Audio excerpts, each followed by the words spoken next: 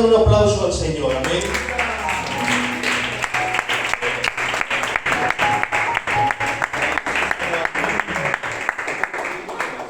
Damos las luces. Gloria a tu nombre, Señor, por siempre.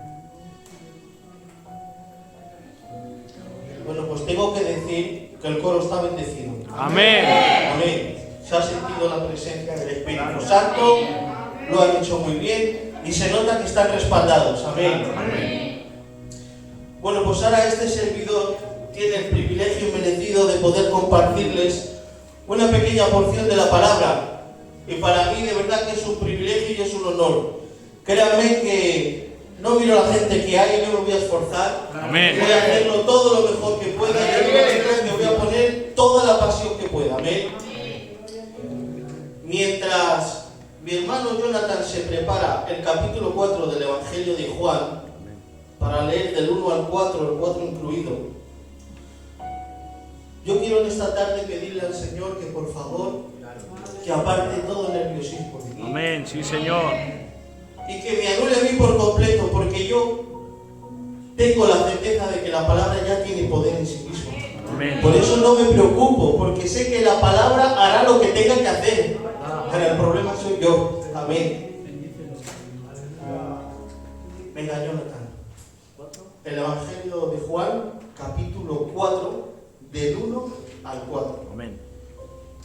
Cuando pues el Señor entendió que los fariseos habían oído de decir: Jesús hace y bautiza más discípulos que Juan, aunque Jesús no bautizaba sino sus discípulos, salió de Judea y se fue otra vez a Galilea, y le era necesario pasar por Samaria. Decimos amén a su palabra. Amén. Decía el hermano que cuando el Señor entendió que los fariseos habían oído decir que hacía o bautizaba más discípulos que Juan, es entonces cuando salió de Judea y se fue para Galilea, porque dice la palabra que le era necesario pasar por Samaria. Amén. Cuando meditaba yo en esta palabra, yo pensaba que estos fariseos sabían lo que se decían. Eran un grupo muy organizado de fanáticos religiosos. Y yo ya me estaba imaginando así en mi mente cómo establecían reuniones para hablar de los problemas que tenían en el pueblo. Y podemos ver a la luz de su palabra que Cristo se había convertido para ellos en una preocupación. Yo me les imagino diciendo: se ha levantado un hijo de un carpintero, un tal Jesús, que hace y bautiza a más discípulos que Juan, pero la verdad Jesucristo no bautizaba sino sus discípulos. Un hombre con el que no contaban, porque con Juan ya sabían lo que era tener un problema, por cuanto Juan se les llevó el corazón del pueblo.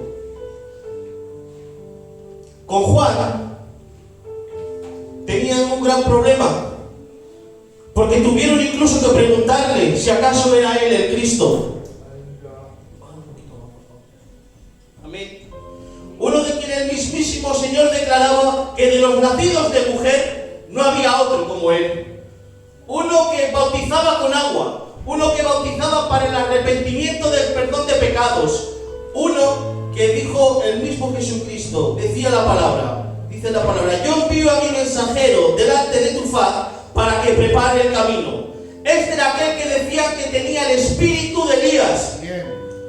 Los fariseos, preocupados por la molestia que podía generar Juan y que había generado Juan ya en el pueblo, se preocupaban mucho, porque ya empezaban a sentirse desacreditados, ya empezaban a preocuparse, porque Juan ya les estaba tachando con unas palabras muy subiditas de tono. Juan se refería a ellos como generación de víboras, para que ¿quién les iba a enseñar a huir y a escapar de la ira venidera? Juan les decía: haced pues frutos dignos de arrepentimiento. Amén. Pero a pesar de las influencias que ejercían estas personas en el pueblo, notaban cómo el pueblo se les marchaba detrás de un hombre. A Juan no podían agarrarlo, porque el pueblo, dice la palabra, que se les echaba encima. Ahora pues los fariseos y los escribas, preocupados, decían: se ha levantado un hombre revolucionario, se ha levantado un hombre que hace y bautiza más discípulos de Juan. Este es Jesús de Nazaret. Amén. Y unos a otros se decían: yo no paso otra vez por esto, yo no paso otra vez por esto, porque con Juan ya tenemos la muestra. Esto que nos viene se nos viene muy grande. Pues si con Juan teníamos un problema, ahora con Jesús nos viene algo peor. Seguro que podemos encontrar su debilidad. Seguro que podemos encontrar su punto débil. Vamos a desacreditarle delante de la congregación. Vamos a intentar encontrarle la falta. Porque después de todo, ellos creían que no era nada más que un simple hombre. Pero qué equivocados estaban. Porque estas personas no entendían, no habían comprendido qué hacía el Señor cuando se refería a ellos como ciegos, como hipócritas.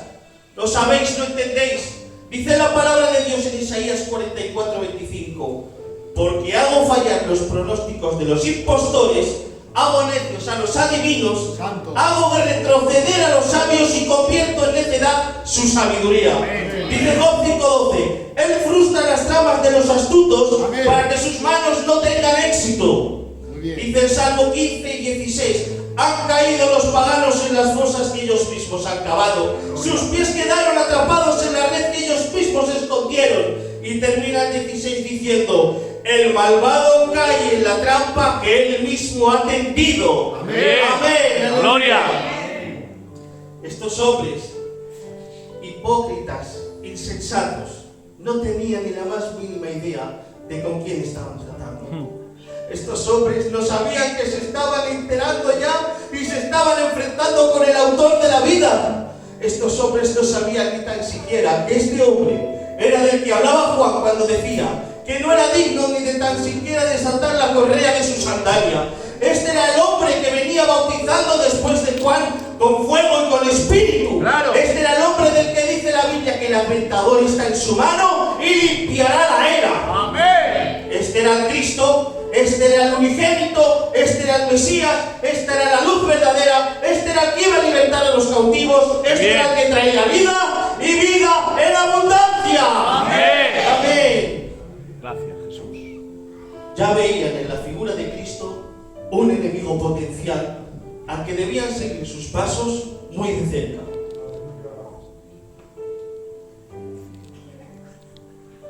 Ahora vamos a hablar un poquito más de los fariseos, para entender bien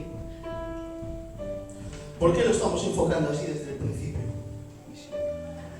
Los fariseos eran un movimiento social político que surgieron en el periodo intertestamentario, es decir, los que se conocen como los 400 años de silencio, Muy bien. que abarcan Muy bien. desde el profeta Malaquías Muy bien. hasta Juan el Bautista. Muy bien. Amén. Tenía algunas características importantes para entenderles bien.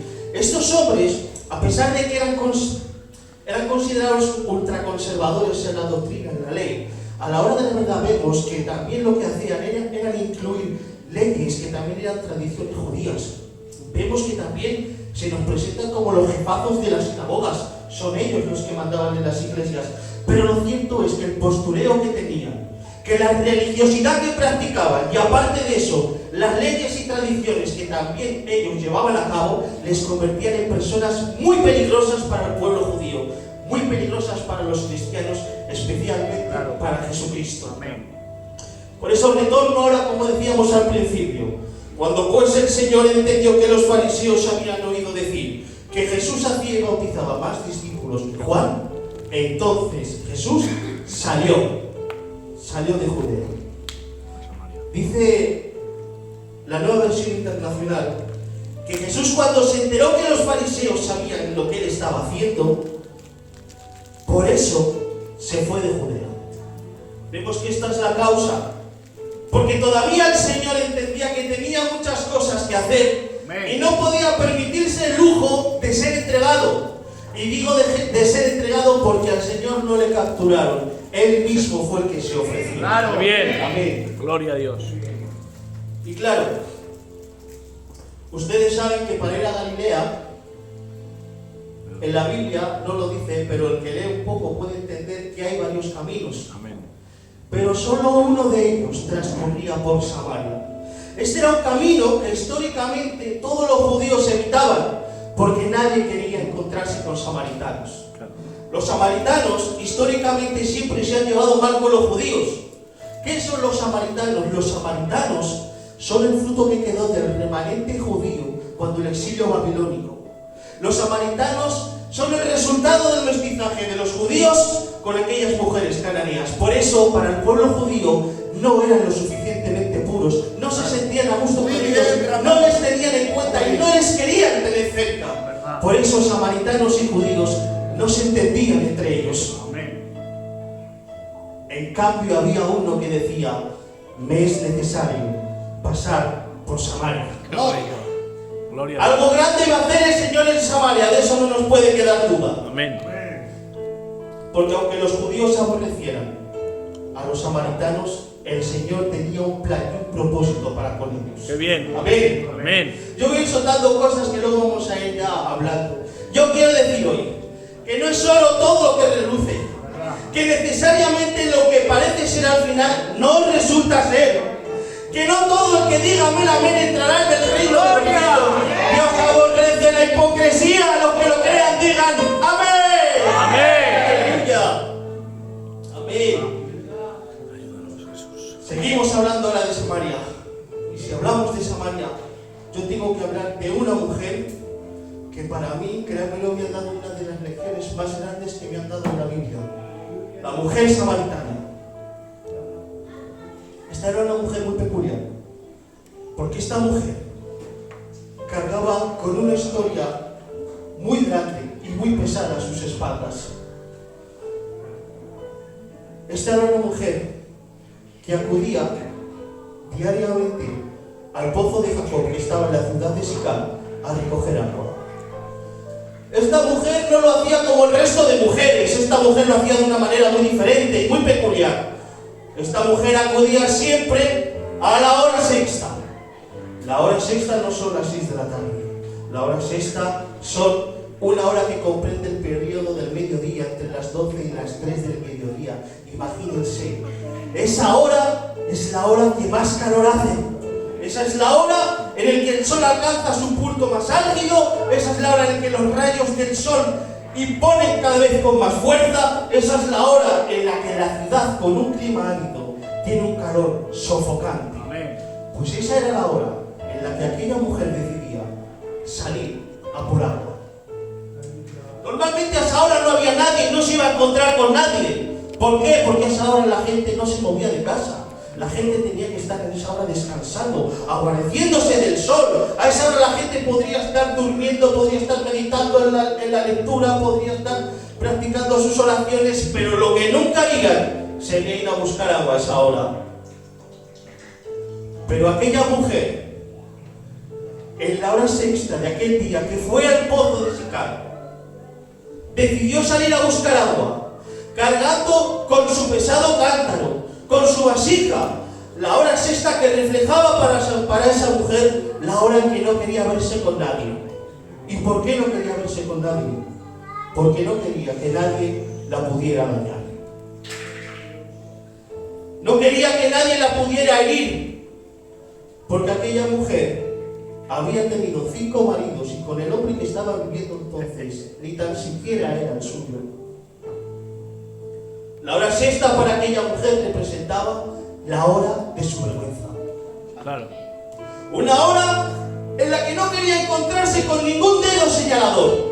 Una hora con la que no quería encontrarse con ninguna mirada penetrante. Muy bueno. Era una hora con la que la mujer no quería encontrarse tampoco con ningún tipo de palabra que le pudiera dañar como puñal. Realmente esta mujer nos da una lección. De la Biblia he podido entender que hay palabras que dice el hombre y la mujer que pueden ser como golpes de espada, pero también hay palabras que pueden sanar y ser como medicina. Gloria. Esto me llevaba a mí a meditar, porque el Señor me enseñaba a través de esa palabra que tenemos que tener mucho cuidado con un miembro que hay en nuestro cuerpo. Un miembro del que se dice que se puede proferir tanto bendición como maldición. Estamos hablando de la lengua. Parece mentira que un miembro tan pequeño tenga la posibilidad de jactarse. Un miembro tan pequeño que tiene la posibilidad de encender un fuego y arrasar con un bosque entero. Ese es el poder que tiene la lengua, hermanos. Y muchas veces sin querer podemos dañar a los hermanos. Yo puedo dañar al hermano y puedo dañar a la hermana. Pero yo quiero decir hoy que nosotros no podemos permitirnos dañar. Porque en nosotros está el amor de Cristo. Y si el amor de Cristo abunda en nosotros lo que procesamos son los frutos del Espíritu. Amén. Pero esto me llevó a gritar y a preguntarme a mí mismo: ¿qué tienes en tu boca, Ramón? ¿Tendrás espada? ¿O tal vez tendrás medicina para sanar? Porque a veces, porque soy malo, hermano. Y a veces, sin querer, puedo dañar al hermano. Y tal vez tenga que reconocer que tengo espada. Pero en ocasiones también reconozco que yo lo que quiero es seguir los pasos del Señor. Amén. Y entonces tengo que reconocer que tengo que hacer todo el bien que me sea posible. Y por eso voy a intentar no dañar a mi hermano. Yo no sé ustedes, pero me he propuesto en mi vida que las palabras de mi boca sean como medicina que sale de la lengua. En momentos de necesidad, en el nombre del Señor. ¿Cuántos procesan tener medicina en sus labios? Amén. ¿Pueden levantar la mano y decir amén? Amén. ¡Aleluya! Pues esta historia de la mujer samaritana, yo cada vez que la leo, es que me quebranta. ¿Puede conmigo? Porque estamos hablando de una mujer que prefiere pasar desapercibida, prefiere pasar inadvertida ante la congregación. Estamos hablando de una mujer que quiere ser encerrada en la hora sexta de su vergüenza y cerrarse al trato del mundo. Todos alguna vez hemos sido la mujer samaritana. En algún momento de nuestra vida nos hemos podido sentir así. Es más, hay momentos en nuestra vida que no queremos el favor de nadie, no queremos hablar con nadie, no queremos encontrarnos con nadie, ni con la familia, ni con los hermanos, ni con el pastor. Pero créanme que esos pensamientos no son buenos, son malos. Porque aquí en la iglesia de Luchana hay gente que es experta en dar medicina. Amén. Hay gente que tiene ese bálsamo del cielo que necesitamos. Dios bendiga a los pastores que ha plantado, que tienen ya el bálsamo preparado. Pero les digo algo: aun ni con estas quieren estar con las personas, tengo que decirles que siempre va a haber alguien que va a tener ese bálsamo del cielo preparado, aun antes de que nuestra palabra la pida. Él ya la tiene de antemano, y ese es Jesucristo, Jesús de Nazaret. Bendito sea su nombre. Amén. Amén. Aleluya. Gloria a Dios. Dios es bueno. Amén. Y tenemos que dejar que los hermanos y las hermanas hagan también su trabajo, porque hay hermanos y hermanas que saben sanar. Amén. Amén. Aleluya. Nos cuenta la Biblia que ese día, contra todo pronóstico, aquella mujer salió como cualquier otro a coger agua. Salía con su cántaro, salía asfixiada de la calor. Pero ese día, para su sorpresa, halló a alguien en el pozo. Yo cuando lo leía decía para mí mismo: ay, qué pena, que hay alguien. Ya verás cómo ahora se marcha para casa, sin el agua, con la calor que se ha tenido que entregar, con su pesada vasija. Se tiene que volver a casa sin nada. ¡Qué pena, qué vergüenza! Pero tengo que decirles una cosa: que la persona que estaba allí sentado en el pozo, la persona que estaba allí esperándole, no era cualquier persona. Claro. Era una persona que yo digo, no tenía miradas penetrantes, no tenía palabras que dañaran, eran de lo que no se escondían piedras para sí. Yo creo que el que estaba allí era una persona que no tenía nada que ver con los que hablábamos al principio. No extorsionaban, no prevaricaban. Yo creo que la persona que estaba allí era, como dice la palabra, el que tenía la necesidad de pasar por Samaria. Amén. Porque fue el mismo Cristo el que dijo más adelante a sus siervos: aunque veáis los campos que están verdes, aunque digáis que falta todavía 4 meses para la siega, tengo que deciros que los campos ya están blancos y que la hora de la siembra ha llegado. Ha llegado la hora de cosechar, por cuanto el reino de los cielos ha llegado a la ciudad de Samaria. Cristo tenía que hacer un propósito, y el propósito del Señor era llevar el reino de los cielos a la ciudad de Samaria, porque tenía mucho trabajo que hacer allí. No solamente tenía que sanar a aquella mujer, sino que tenía que sanar a toda aquella ciudad. Claro. Amén. Amén. Por eso dijo el Señor a sus siervos: alzad los ojos y mirad los campos que ya están blancos. Ha llegado el tiempo de la cosecha. Amén. Gloria a Dios. Y entonces mi Cristo empezó a entablar una conversación con ella. Pero fue una conversación, hermanos, como podéis ver, en la que Él se reveló como la fuente de agua viva. La fuente de agua viva que calma toda nuestra sed. La única fuente que puede calmar nuestra sed. Porque yo creo, y siempre lo digo, que el que se encuentra con el Señor nunca vuelve a ser el mismo. Es transformado. Amén. Y aquella mujer, en el momento que recibió con fe las palabras de Cristo, dejando así allí su vasija, dejando así allí la tinaja, tenía la necesidad de recordar y de manifestar que ya no había hora sexta en su vida. Cristo ha vencido a la hora sexta. Ya no hay hora de nuestra vergüenza. Pero no solo la de aquella mujer, también ha vencido la mía, también ha vencido las suyas. El Señor ha vencido todas las horas de nuestra vergüenza. Los que lo crean dicen amén. Amén. Aleluya. Y tengo que recordarles esta palabra que dice en 2 de Corintios 5:17. Si alguno pues está en Cristo, nueva criatura es. Amén. Las cosas viejas pasaron y aquí todas las cosas son hechas nuevas. Amén. Gracias. Aleluya. Gracias, Señor. Y claro, la escritura ahora se cumple en esta mujer, por cuanto esta mujer, antes que quería pasar desapercibida, antes que no quería encontrarse con nadie, termina yendo al pueblo ella misma y teniendo la necesidad de tener que contar las buenas nuevas que había hecho el Señor en ella. Tenía la necesidad de decir a la gente: he encontrado a uno que puede ser el Cristo, que me ha dicho todo lo que he hecho y todo lo que me ha acontecido. Pero lo mejor de todo es que el mismísimo pueblo, los mismísimos hombres de la ciudad de Samaria, en vez de desecharla, la recibieron y creyeron a su palabra. ¿Por qué fue esto? Porque notaron el cambio, notaron la transformación, notaron que algo había cambiado en ella, y es que ella había sido transformada por el Señor. Amén. Amén. De esta manera también se cumple en la Biblia, 2 de Corintios 19:20, que dice que Dios estaba en Cristo reconciliando consigo al mundo, no tomándose en cuenta a los hombres sus pecados, y nos encargó a nosotros la palabra de la reconciliación. Así que somos embajadores del nombre de Cristo, como si Dios rogase por medio de nosotros. Os rogamos en el nombre de Cristo, reconciliaos con Dios. Amén. Amén.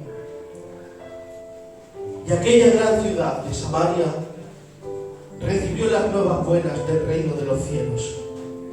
Y ya no decían: aquella mujer es la que tenía 5 maridos. No, ahora la decían: ahora nosotros creemos.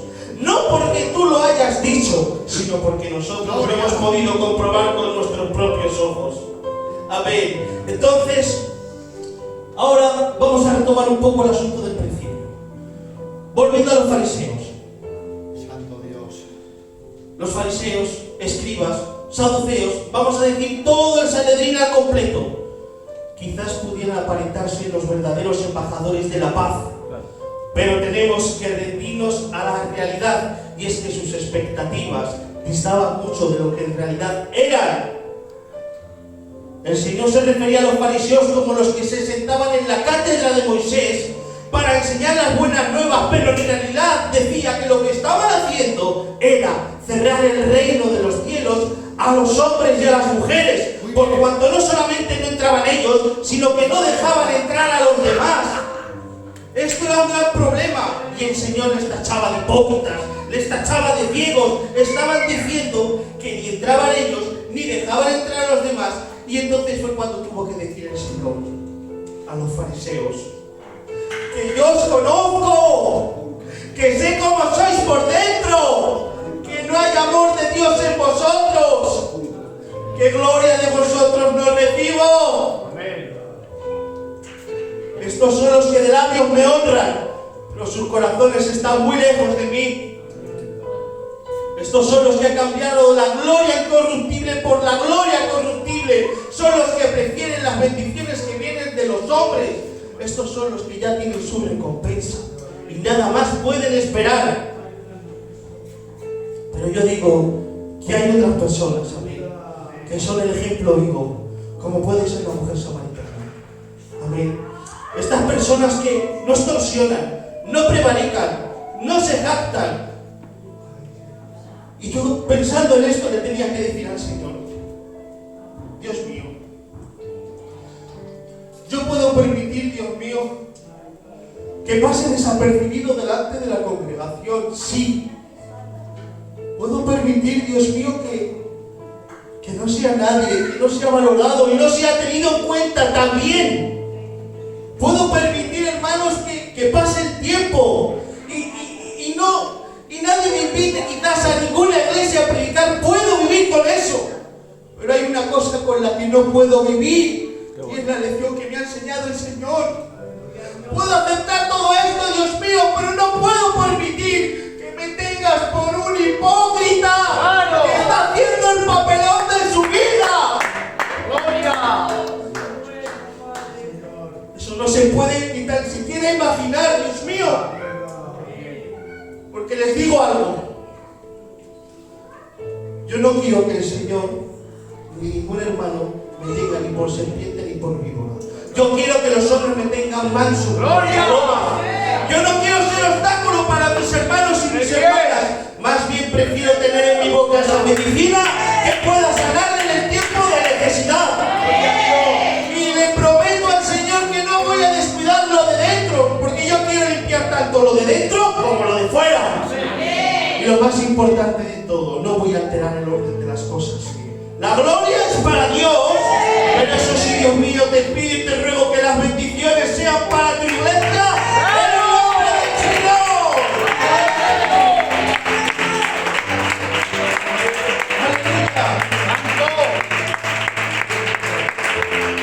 Gracias, Jesús.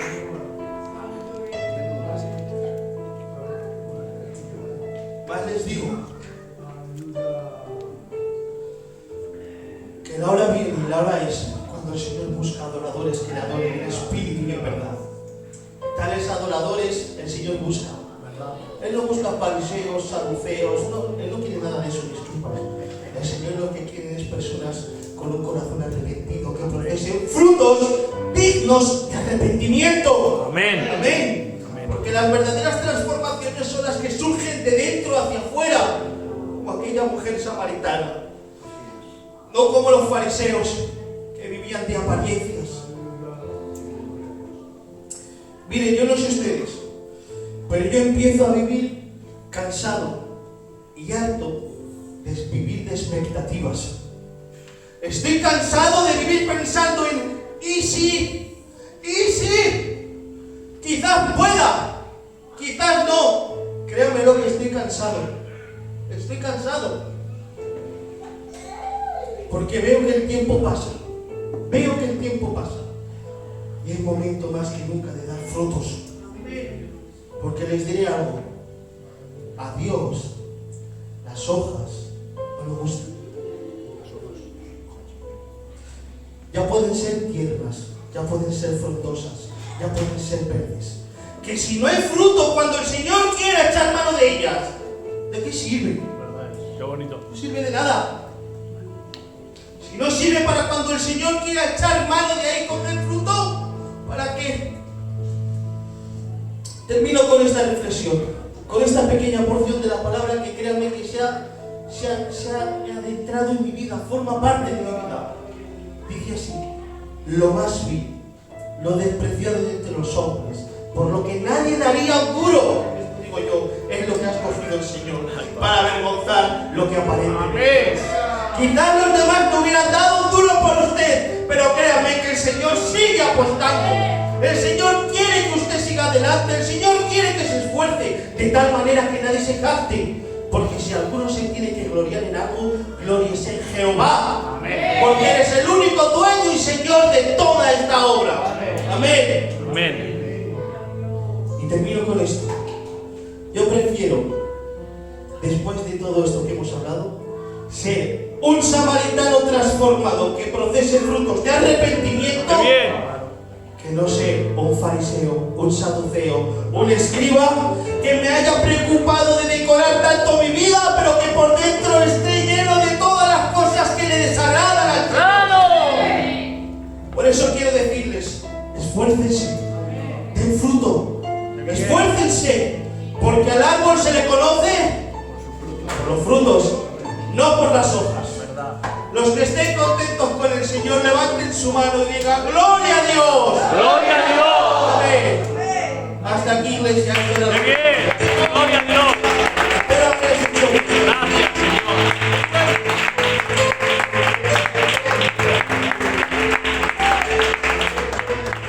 Aleluya. Amén. A ver cuántos pueden decir amén. Amén. Yo no sé ustedes, pero yo estoy deseando que esté esto subido, este mensaje, para volverlo a escuchar. Amén. Total nada. De verdad que exagerado. Exagerado. Ramón, muy bien. Amén. Me decía preocupado el otro día: pastor, me estoy preparando un mensaje. Pastor, me estoy preparando un mensaje. Y está bien preparar el mensaje. La verdad que los que hayan disfrutado con la palabra dicen amén. Amén. No puedo añadir nada a la palabra. Creo que no hace falta añadir nada. Simplemente un pequeño detalle. Mira, Ramón, las cosas que he apuntado, las cosas que quizás te las robaré. Porque hay que invitar lo bueno. Dese en cuenta, decía Ramón, que la samaritana iba aproximadamente desde las 12 hasta las 3 de la tarde, cuando más calor hacía. Iba a sacar agua del pozo, ¿no? Porque no quería que nadie le viera su deficiencia, para que nadie viera su pecado, su deficiencia. Sin embargo, cuando se encuentra con Jesús, ya no solamente va encubriendo su deficiencia, que lo va proclamando. Esto es terrible. Fíjate qué detalle me ha dado el Señor, muchacho. No solamente en el pozo de Jacob a las 3 de la tarde, que nadie ve mi deficiencia. Cuando se encuentra con Jesús, no es que se esconde, sino que lo va publicando. Porque cuando entra en el pueblo, que va diciendo, dice: hay un hombre que me ha descubierto todo lo que yo he hecho. Quizás en el pueblo nadie, algunos no sabría lo que ya he hecho, y ha llamado la curiosidad de que se enteraran. Es que cuando uno se encuentra con Jesús, haya la nueva vida, se le cambia el pensamiento, se le cambia el corazón, se le cambia la reacción. Vamos a encontrarnos con Jesús y nos irá bien en el nombre del Señor. Amén. Es alabanza y el servicio de ofrenda. Aleluya. Por el cielo que tenía y no peleaba contra él, pero que venía con comida, sacaros con envidia que me bien, le gritaban con ahí con que sucede, yo bajaré ese gigante de levántate, donde te vas a llorar.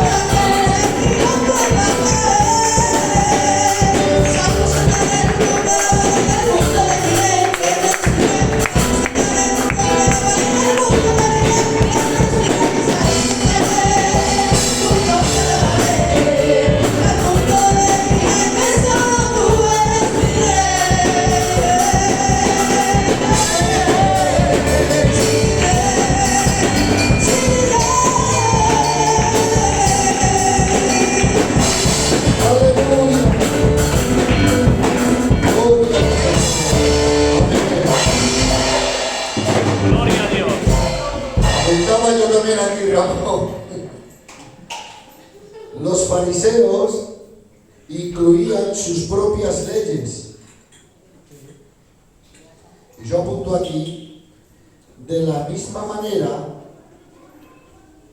mientras nosotros pongamos nuestras propias leyes, estaremos anulando la ley de Dios. Qué bueno. De verdad que me han dado 4 o 5 mensajes. Dios lo bendiga, hermano. Aleluya. Bueno, unos anuncios, Señor, para que el Señor le visite. Vamos a cerrar los ojos, a hacer esta oración.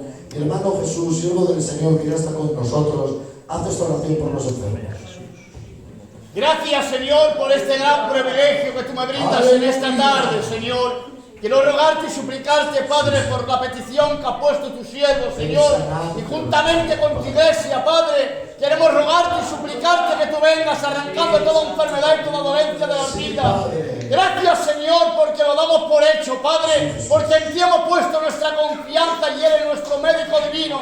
Gracias por ellos, en el nombre de Jesús. Amén. Sin más, vamos a ponernos en pie para dar gracias al Señor por este culto y, cómo no, agradecer al Señor el bien que se lo ha pasado y, cómo no, el bien que nos hace el Señor de ver de nuevo aquí a nuestro Pau, a la familia con nosotros. Damos gracias al Señor porque les ha llevado en bien, les ha traído en gloria, y guapísimos en el nombre del Señor. Así que va a dar gracias por este culto, nuestro hermano Pau. Señor y Padre Celestial, te damos millones de gracias, Señor, por este culto, Señor, que tanto bien me ha hecho, Señor. Gracias por tu palabra, Padre. Gracias, Señor, porque sé, Padre, que tú me vas a ayudar a ponerla por obra, Jesús. Gracias por mi iglesia, porque sé que han orado por mí, Señor, por mi viaje, Señor, y me han traído bien, Señor. Gracias por todo lo que me das, en el nombre maravilloso de Jesús. Amén y amén. Vamos a dejar que la veáis sola. 1, 2 y 3. ¡Encendido! El jueves un culto muy bendecido. Que no te lo cuenten. Vívelo tú. Gloria a Dios.